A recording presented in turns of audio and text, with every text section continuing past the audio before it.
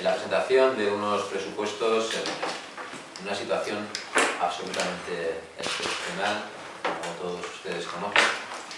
Son unos presupuestos realistas, desde luego son unos presupuestos difíciles, duros, pero son unos presupuestos posibles y son unos presupuestos eminentemente sociales.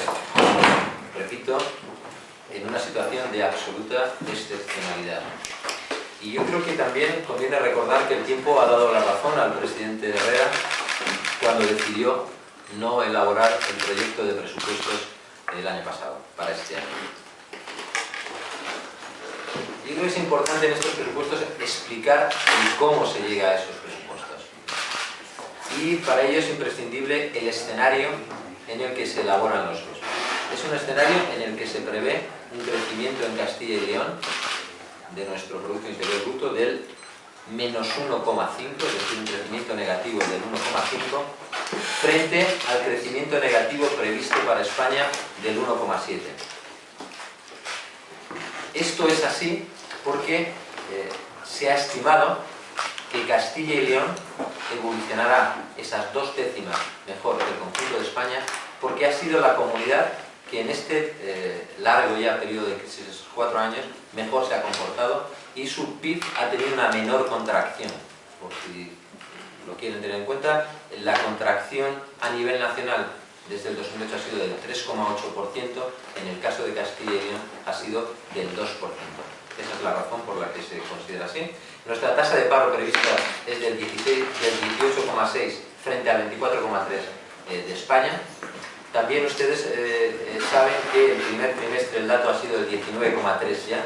Bien, las series estadísticas dicen que la evolución de la tasa de paro en Castilla y León evoluciona mejor que los datos del primer trimestre. Por eso, de ese 19,3 que ya tiene el primer trimestre, la estimación para el conjunto del ejercicio es del 18,6.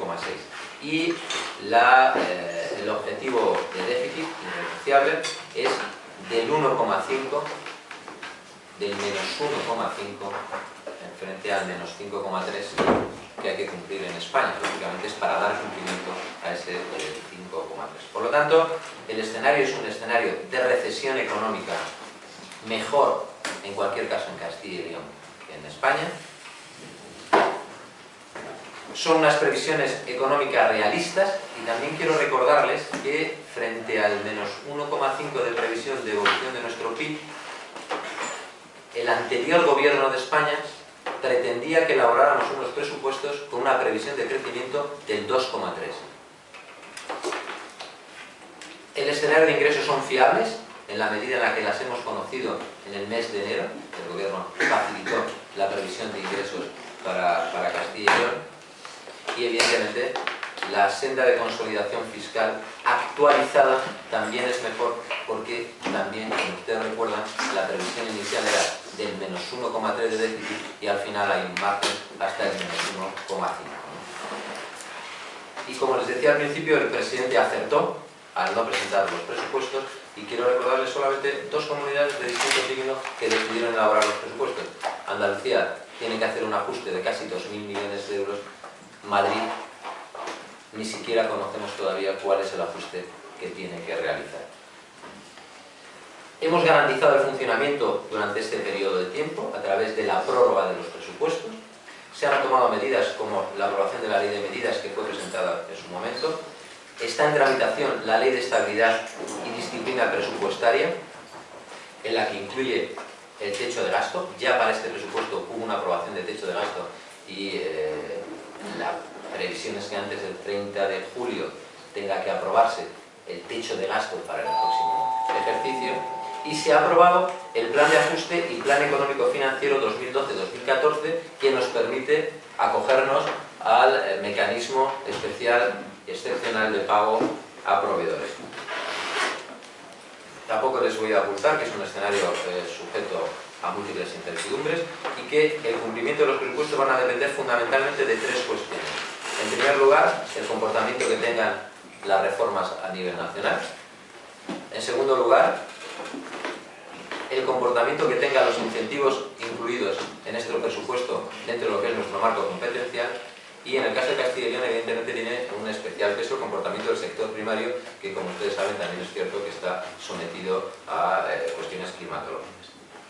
Entrando en el presupuesto asciende a 9.720 millones de euros, lo que supone una caída de 325 millones de euros sobre el año pasado, un 3,24%, pero tiene una característica, que es un techo de gasto no financiero de 9.108 millones de euros. Por tanto, son unos presupuestos posibles, pero a la vez comprometidos con los objetivos de déficit también a nivel nacional.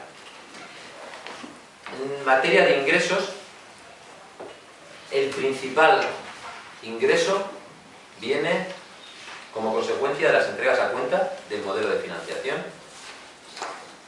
que será de 5.496 millones de euros, lo que supone una caída del 4,1% en relación al año pasado.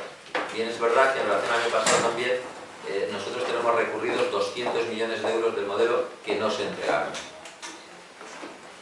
Y además también se ven favorecidos, y esto también es muy importante, porque, como ustedes saben, el error en el cálculo de las entregas a cuenta del anterior gobierno de España hace que de las liquidaciones resulten que las comunidades autónomas tienen que devolver dinero del que recibieron. Ese dinero, que tenía que ser devuelto en 5 años, el actual gobierno permitió a las comunidades autónomas flexibilizarlo a 10 años, lo que nos supone también unos recursos adicionales. Y yo creo que es un modelo que además es nefasto para Castilla y León, y los presupuestos ponen de manifiesto nuevamente la necesidad de modificar el modelo. Mire, les voy a dar un dato que yo creo que es suficientemente revelador. Las entregas a cuenta son 5.496 millones de euros. El gasto presupuestario, solamente, no de liquidación, solamente sanidad, educación y familia, asciende a 6.198 millones. Por lo tanto, solamente con esas tres consejerías partimos de un déficit de 700 millones de euros. Y esto es la consecuencia de un modelo que fundamentalmente prima la población, pero no tiene en cuenta los parámetros que determinan el diferencial en el coste de la prestación del servicio. Los de Castilla y León, la dispersión, el sobreenvejecimiento, este tipo de cuestiones. Se ha ejercido la capacidad normativa, como ustedes saben, a través de la ley de medidas, lo cual nos va a permitir incrementar la recaudación también en 204 millones de euros por esa vía. Y se ha hecho de manera progresiva. Se reducen los beneficios exclusivamente a las rentas por debajo de 18.900 euros o 31.500 en caso de conjunta.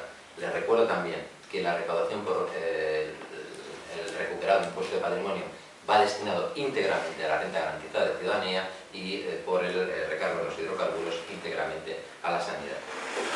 En cuanto al capítulo de endeudamiento, que ha crecido en todas las administraciones públicas como consecuencia de la pérdida, de la caída de los ingresos, del conjunto del endeudamiento, 1.385 millones de euros, hay que separar los 820 que suponen nueva deuda, que es el tope que nos permite el cumplimiento del objetivo de déficit, 277 millones de euros, que es deuda de reposición, y 288 que son préstamos reintegrables.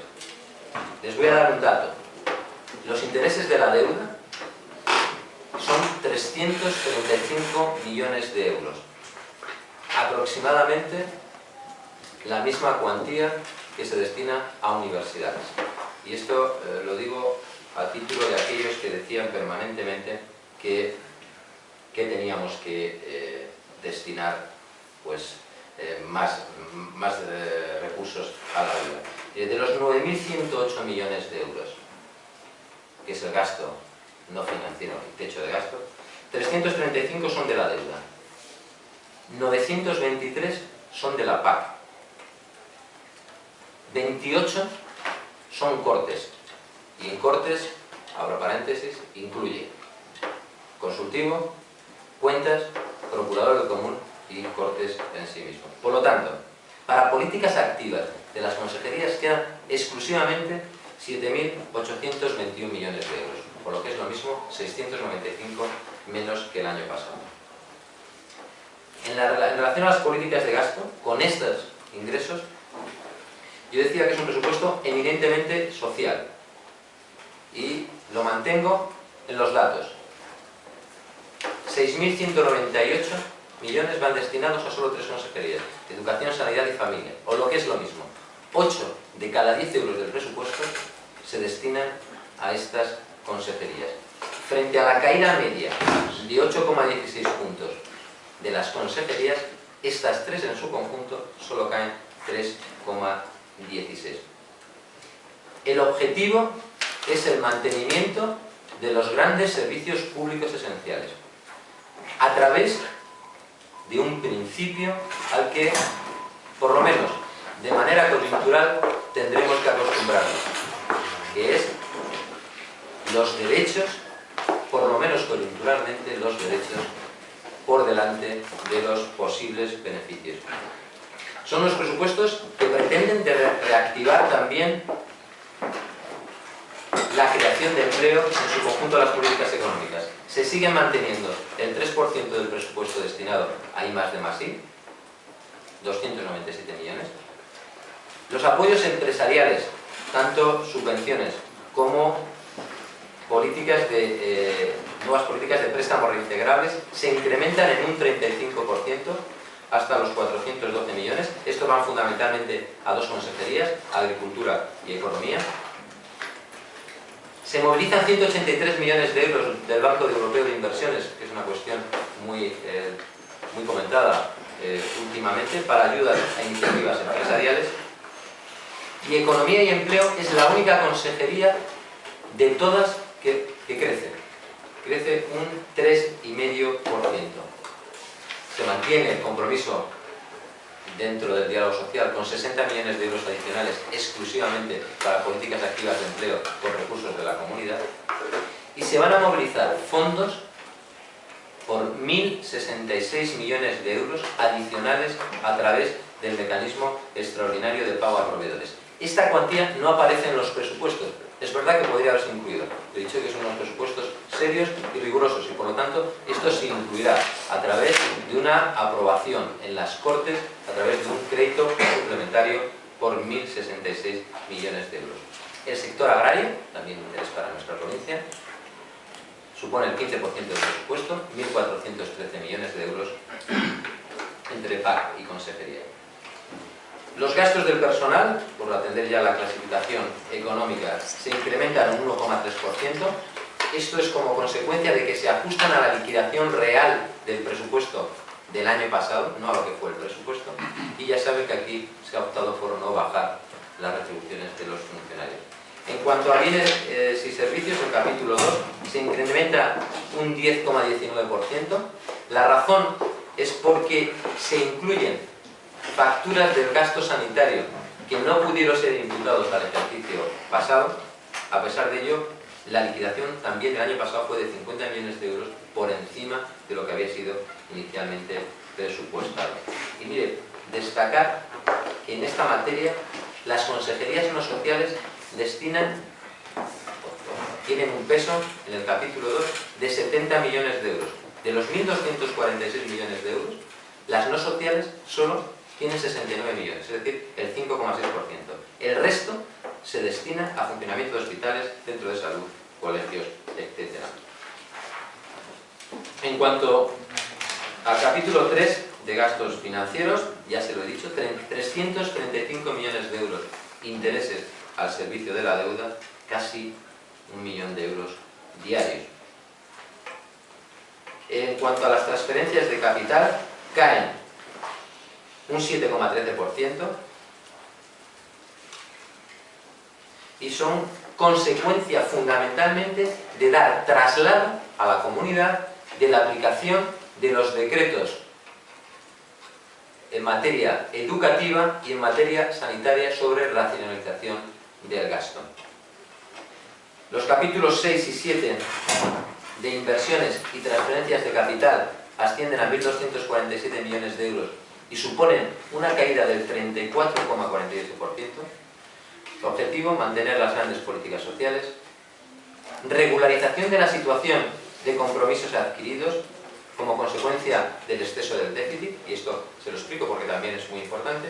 Es decir, hay actuaciones de inversión que estaban incluidas en los presupuestos del año pasado y que realmente va a haber que pagar en esa reprogramación que se hizo en este ejercicio como consecuencia de las necesidades de ajuste del déficit del año 2011, que también afectó a las comunidades autónomas, no pudo pagarse y evidentemente tendrá que acometerse en este año. En materia de inversión, exclusivamente mantenimiento y conservación, no se acometen proyectos de obra nueva, salvo que vengan dotadas de fondos finalistas, bien del Estado, bien de la Unión Europea.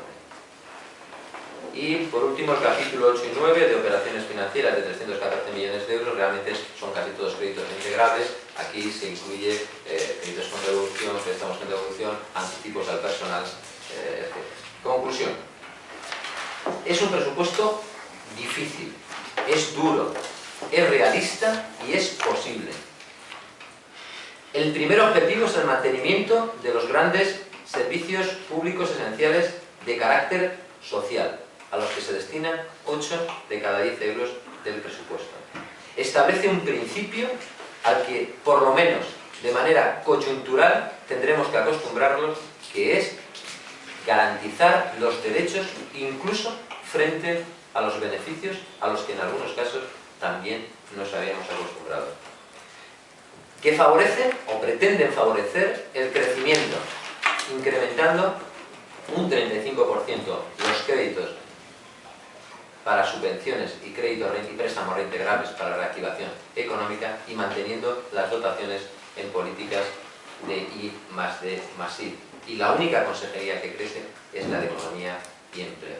Y son unos presupuestos con voluntad de transición y esfuerzo temporal. Y en ese sentido es bueno recordar el esfuerzo que se les está pidiendo. De manera progresiva, es cierto, más a quien más tiene, pero al conjunto de los ciudadanos, y que por lo tanto tienen derecho también a que se les explique con claridad qué es lo que se hace, por qué se hace y qué se espera de esas políticas. Y en ese sentido yo he querido explicarles detenidamente el porqué del conjunto del presupuesto, cuál es el escenario y cómo se llega a esa situación. Es verdad que se tiene la costumbre de no explicar el presupuesto autonómico en las provincias, lo cual me parece un gravísimo error. En relación a Segovia, el presupuesto